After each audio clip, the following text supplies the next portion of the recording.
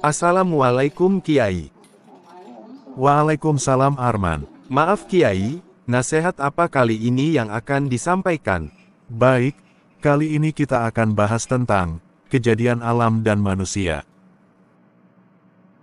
Apabila menyadari bahwa wujud alam dengan wujud Tuhan tidak sedikit pun bersamaan, tidaklah mengelirukan jika dikatakan yang wujud alam adalah benar, nyata, stabil, ada kesinambungan kewujudannya, dan dapat bertahan hingga ke akhirat.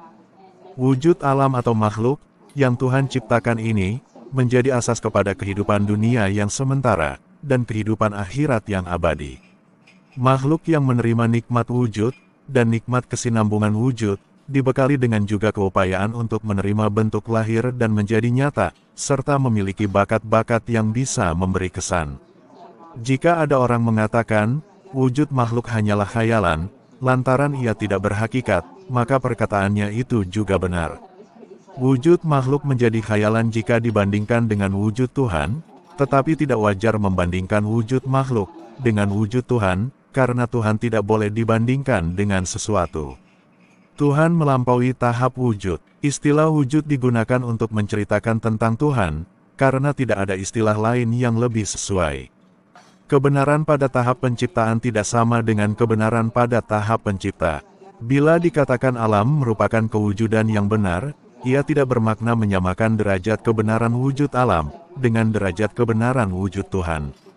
Alam sangat berbeda dengan Tuhan.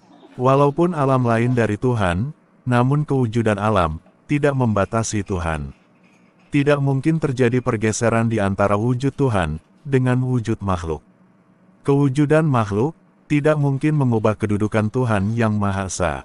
Jika mau dibuat sedikit gambaran, sekedar menggerakkan kefahaman, keadaan yang sebenar tidak serupa dengan gambaran ini, bolehlah diibaratkan perbandingan wujud Tuhan dengan wujud makhluk, seumpama wujud manusia dengan kewujudan ilmu manusia itu. Walaupun manusia mencipta berjuta-juta benda di dalam ilmunya, namun kewujudan jutaan benda di dalam ilmu itu tidak mengubah dan mengganggu kedudukan manusia itu sendiri. Tidak mungkin benda di dalam ilmu berlaga dengan manusia yang mempunyai ilmu itu. Kewujudan manusia dengan kewujudan di dalam ilmu merupakan kewujudan yang berbeda, yang tidak mungkin bergandengan, bersaing atau bersekutu.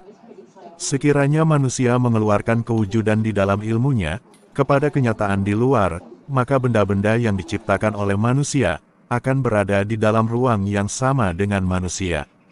Tuhan menciptakan makhluk tidak dalam keadaan yang demikian. Apa juga yang Tuhan berkehendak menciptakan, sudah ada dalam ilmunya. Penciptaan makhluk dipagari oleh ilmu Tuhan. Setelah Tuhan menciptakan makhluk menurut suasana ilmunya, makhluk akan mengambil ruang yang tidak bergandengan, bersaing atau bersekutu dengan Tuhan, tidak seperti keadaan manusia mencipta benda-benda. Kewujudan dan kehadiran makhluk tidak mengganggu keesaan Tuhan. Hanya Tuhan yang berkuasa berbuat yang demikian. Itulah keunikan dan kemutlakan kuasa Tuhan.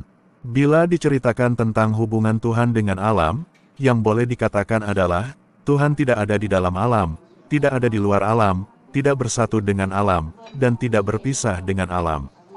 Begitulah konsep ketuhanan yang menggabungkan penafian dan penisbatan. Pandangan kaum sufi tentang alam berbeda-beda. Ada 3 pendapat yang populer mengenainya. Kumpulan pertama, percaya bahwa alam ini wujud, dan alam diciptakan oleh Tuhan. Apa juga keupayaan dan bakat yang ada pada alam dan sekalian makhluk adalah juga diciptakan oleh Tuhan. Mereka menganggap diri mereka seumpama kerangka kosong yang tidak memiliki apa-apa, tiada daya dan upaya, semuanya adalah milik Tuhan semata-mata. Kumpulan ini sangat dikuasai oleh suasana ketiadaan, sehingga mereka lupa kepada diri mereka dan alam sekaliannya. Keadaan mereka adalah seumpama orang halimunan yang menanggalkan pakaiannya, lalu tidak ada apa-apa lagi yang kelihatan. Pada alam perasaan mereka, mereka serahkan semua pakaian kepada pemilik pakaian, dan tinggallah mereka dalam suasana ketiadaan atau kefanaan. Kefanaan yang menguasai mereka, menyebabkan hubungan mereka dengan pakaian tidak ada lagi.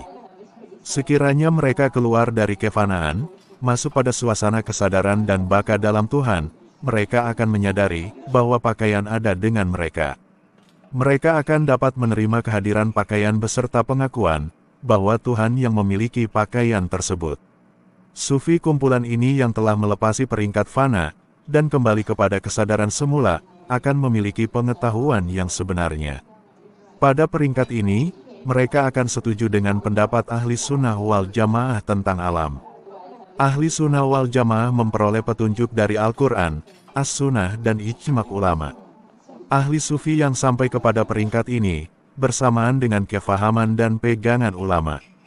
Jika ulama mencapai kefahaman dan pegangan melalui akal, sufi memperolehnya melalui kasyaf dan zauk yang benar. Mereka mengakui bahwa Tuhan tidak menyamai sesuatu. Oleh yang demikian, mereka tidak mengadakan perbandingan atau penyatuan dengan Tuhan. Sufi kumpulan kedua berpendapat, alam adalah bayangan Tuhan, semata-mata bayangan bukan yang sebenar. Alam bergantung wujud kepada Tuhan, sebagaimana bayang bergantung kepada diri yang mempunyai bayang. Sufi kumpulan ketiga, berpegang kepada fahaman yang terkenal sebagai wahdatul wujud. Kumpulan ini, percaya yang ada hanya satu wujud. Alam ini dikatakan hanyalah wujud yang tergambar dalam pikiran dan tanggapan, sedangkan, sebenarnya alam tidak ada. Hakikat-hakikat tidak pernah menyata kepada kenyataan wujud. Hakikat adalah, wujud yang satu pada martabat-martabat penurunan. Tuhan yang memiliki sifat-sifat yang wajib dan harus, serta ada pula peringkat-peringkat penurunan, maka, walaupun dipandang sebagai banyak, namun sebenarnya, hanyalah satu wujud saja. Wujud yang satu itulah yang merasakan senang, susah, sakit dan sebagainya. Kewujudan yang lain, dan nilai-nilai yang ada pada yang lain, hanyalah wujud dan nilai khayali yang dibentuk oleh khayalan, dan tanggapan semata-mata. Alam, surga dan neraka, hanyalah muncul dalam sangkaan. Fahaman kumpulan inilah, yang paling digemari oleh orang yang menjadi sufi tiruan. Ketika sufi yang sebenar dikuasai oleh jazbah, zauk dan pengalaman kerohanian, hingga mereka tidak dapat membedakan yang benar dengan yang salah, sufi tiruan pula, terjerumus ke dalam kekufuran dan kesesatan. Sufi kumpulan pertamalah yang dekat dengan kenyataan Al-Quran dan As-Sunnah. Semakin jauh mereka meninggalkan kefanaan dan fenomena bayangan, maka, semakin dekatlah mereka dengan kebenaran yang sejati. Apabila mereka kembali kepada kesadaran sepenuhnya, kebenaran dan kesesuaian mereka dengan Al-Quran dan As-Sunnah adalah jelas. Mereka mencapai kesempurnaan kebatinan, karena mereka mencapai kebenaran Al-Khafi kesadaran batin, dan kebenaran Al-Ahfaq kesadaran batin yang paling dalam yang bersamaan dengan kebenaran hakiki. Mereka mencapai kebenaran hakiki melalui pengalaman kerohanian. Sufi golongan ini, sudah melepas peringkat kesadaran yang tersembunyi asir. Sufi yang berfahaman wahdatul wujud, apabila mereka mencapai kefanaan pada peringkat sir, mereka tidak dapat keluar dari peringkat tersebut, dan mereka tidak memisahkan asir dari yang hak, tidak menafikannya. Sebaliknya, mereka percaya bahwa asir satu dengan yang hak, lalu mereka menyamakan diri mereka dengan Tuhan, mempercayai hanya Tuhan yang wujud, selain Tuhan tidak ada. Alam yang diistilahkan sebagai mumkinul wujud, wujud yang mungkin, merupakan medan yang menyatakan ayat-ayat, dalil-dalil atau kenyataan nama-nama, dan sifat-sifat wajibul wujud, wujud yang wajib. Tetapi zat Tuhan yang Maha Esa, Maha Tinggi dan Maha Mulia tidak ada ayat, dalil, kenyataan atau pembalikan. Tidak ada satupun dalam alam ini yang membalikkan, atau yang ada penglibatan dengan zat Tuhan. Tuhan yang Maha Perkasa, melampau apa juga penyifatan dan dalil. Tuhan melampaui alam secara mutlak, tidak terjangkau oleh akal fikiran ahli fikir, ilham ahli falsafah dan kasyaf ahli sufi. Nama-nama, dan sifat-sifat, yang dinisbahkan kepada Tuhan adalah berbeda. Alam memang ada berkaitan dengan nama-nama dan sifat-sifat tersebut, walaupun sebagai ayat-ayat dan dalil-dalil, atau hanya pada nama dan bentuk saja. Alam tidak mempunyai zat atau hakikat, tidak berkedudukan sebagai berdiri dengan sendiri, atau mutlak. Alam diciptakan tanpa sesuatu kecuali sebagai bentuk, atau bekas yang menerima kesan, dan pengaruh sifat-sifat dan nama-nama Tuhan. Zat atau hakikat mumkinul wujud. Alam atau makhluk adalah pembalikan atau kenyataan bagi sifat-sifat dan nama-nama Tuhan, tetapi tidak sekali-kali serupa atau bersatu dengan zat Tuhan yang mutlak dan hakiki. Walaupun alam membalikkan sifat dan nama wajibul wujud, namun alam itu bukanlah wajibul wujud, dan bukan pula nama atau sifat wajibul wujud dalam arti kata yang sebenarnya. Pembalikan dan yang menyatakan tidak sama dengan yang sebenarnya. Perkaitan wajibul wujud dengan alam secara yang demikian, dan kemutlakan zat wajibul wujud, menyebabkan timbul fenomena bayangan dalam pengalaman sufi, dan bayangan tersebut berkekuatan memberi kesan kepada alam perasaan sufi, menyebabkan timbul berbagai macam fahaman. Peringkat pengalaman kerohanian, sebelum sampai kepada peringkat bukan Tuhan, hilang dari pandangan, sufi akan mengalami hal yang memperlihatkan kepadanya alam tidak wujud. Pada masa yang lain pula dia melihat alam wujud. Pada masa yang lain lagi, dia melihat alam tidak wujud pula. Ada pula masa lain yang dia mengalami suasana alam wujud. Keadaan yang bergilir-gilir ini terus-menerus, sehingga sufi itu memperoleh fana sepenuhnya. Pada tahap ini, sufi akan mengalami sepenuhnya suasana yang selain Tuhan tidak wujud. Pada pandangan sufi, alam adalah seumpama satu ruang yang tiada kesudahan, atau kekosongan yang berterusan. Setelah melepas peringkat fana, dan memasuki peringkat baka kekal bersama Tuhan, dan kembali kepada dunia, kadang-kadang alam kelihatan dalam pandangannya dan kadang-kadang hilang. Pengalaman yang demikian, membuatnya menyangka, alam mengalami pembaharuan bentuk secara berterusan. Apabila dia mencapai kesempurnaan baka, dan kembali kepada dunia sepenuhnya, kewujudan alam menetap dalam pandangan dan kesadarannya. Dia dapat menyaksikan bahwa, alam adalah wujud yang nyata dan stabil. Sufi yang sampai kepada tahap ini, sudah layak membimbing orang lain.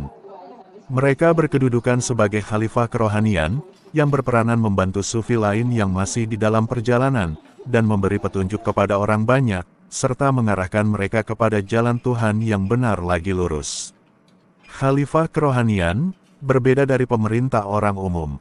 Salah jika seorang yang menganggapnya dirinya sebagai khalifah kerohanian, mencoba untuk merampas kuasa dari pemerintah yang ada. Khalifah kerohanian, walaupun arif dalam ilmu ketuhanan, itu tidak bermakna dia juga pakar dalam urusan pengatur negara, bidang politik, ekonomi, dan lain-lain.